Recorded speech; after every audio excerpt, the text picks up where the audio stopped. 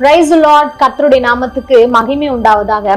சங்கீதம் 34:19 வசனம் சொல்லுகிறது, நீதிமானுக்கு வரும் துன்பங்கள் அநேகமாய் இருக்கும், கர்த்தர் அவைகள் எல்லாவற்றிலும் நின்று அவனை விடுவிப்பார் அப்படின்னு சொல்லிட்டு சொல்லப்பட்டிருக்குதுங்க. இந்த வசனம் எப்போது எழுதப்பட்டதுன்னு பார்த்தோம் அப்படின்னா, தாவீது சவுலுக்கு தப்பி ஓடி போகும்போது, காத்தின் ராஜாவா இருக்கிற ஆகீசுக்கு முன்பாக நிற்கும் போது தன்னை ஒரு பைத்திய மாதிரி காண்பித்து அங்கிருந்து தப்பிச்சு போறாரு. அதற்கு பிறகுதாங்க இந்த வசனத்தை அவர் எழுதுகிறாங்க. அப்போ தாவீது ஒவ்வொரு நாளும் அநேக துன்பங்களின் பாதையில அவர் கடந்து போகிறாங்க. இந்த பிரச்சனைகளுக்கு மத்தியிலெல்லாம் அவர் கர்த்தரை நோக்கி கொண்டிருந்தவரா இருக்கிறாங்க.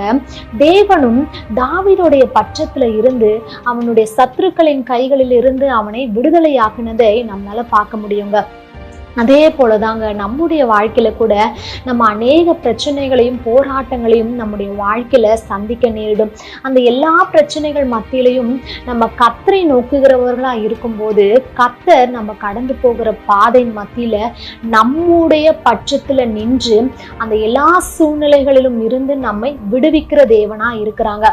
கர்த்தரை நம்புகிற ஒருவரையும் அவர் ஒருபோதும் வெட்கப்படுத்துகிற தேவன் இல்லைங்க. அதனால ஒவ்வொரு நாளும் நீங்க கடந்து போகிற பிரச்சனைகள் போராட்டங்கள் எல்லாவற்றையும் கர்த்தரிடத்துல தெரியப்படுத்தும் போது நிச்சயமா தேவன் உங்களுடைய பட்சத்துல நின்று உங்களுடைய எல்லா சூழ்நிலைகள் மத்தியிலிருந்தும் உங்களை விடுவிக்கிற தேவனா இருக்கிறாங்க.